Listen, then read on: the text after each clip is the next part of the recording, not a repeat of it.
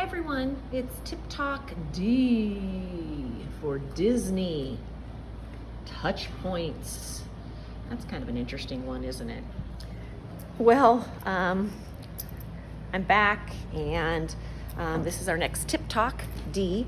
And I got this idea for Disney Touchpoints from our book, Distance Learning. I've been reading through here and really trying to think of some ways to come up with some suggestions for you that will support where you're at with your instruction at this time. I also got an email today from Isabel, I think you guys did too, that's a good reminder, that first connection with students whose names you may be uncertain of how to pronounce, that if you make an effort to, in the first days, really how are you going to get to know their names and what their stories are behind them and how to pronounce them. And then reminding yourself again that knowing your students' interest is a key for building relevancy into your curriculum. So how will you learn about them in this really challenging time? Useful interest surveys that you might consider using. So how are you going to collect that information and learn about your students' interests and make that personal connection? I think that's really important. So that still is in the first days, but I did want to go to the next unit today because that's where I found this idea of the Disney Touchpoints. It's in Module 3, to teacher-student relationships from a distance, because this can be so challenging, even in person, working on developing relationships with our students. But in a virtual environment, it's especially tough. So something that I thought was a neat kind of guiding idea is this idea that Disney entertainment parks came up with their idea, and it's called Touchpoints. And it can be signage, it can be how many different ways can they, connect to their customer. And in this case, we're thinking about students.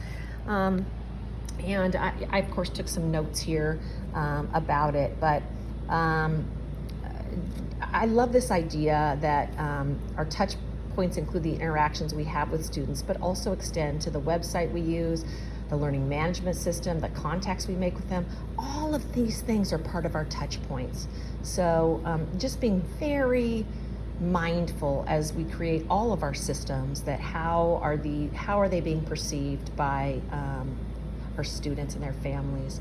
They have a suggestion, and that is, I forgot something. It's crucial that you develop tools and systems so that you can actively monitor the number and quality of touch point interactions with each student on your roster. Whoa, that's a tough thing. But I talked about this a little bit before, that we need to have some way to kind of monitor those students and your touch points with them, or their interactions and how they're getting back to us. This is a little different than when we were in, the mode in the spring. We have to be a little more purposeful this fall with monitoring our interactions and the engagement of our students.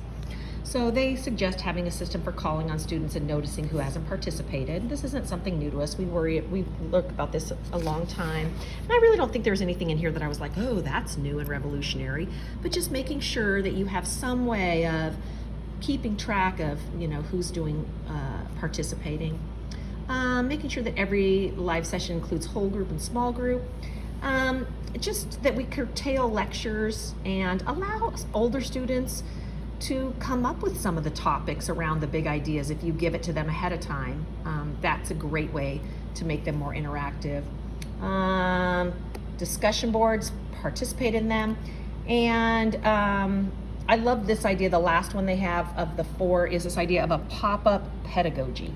So I thought that was kind of a neat idea, because you think about sometimes when you're on a website and then a pop-up comes up and we're actually like, geez Louise, another one of those, right? Well, they're just suggesting that that's a way of thinking about it, that there's lots of little things you can do that can be like a pop-up to remind them of the culture in your class, or that they're important, or that you can connect to them to build relationships. And I just thought that was a pretty cool idea. And just to wrap it up, that quality relationships are the foundation to learning environments, and they can definitely be more challenging in distance learning. So remember that you don't have to do everything all at once. take certain pieces at a time and go back and reflect on those things, maybe as needed. But keep in mind, how are you going to develop those relationships in a distance model? You can do it, and thanks for everything. Bye.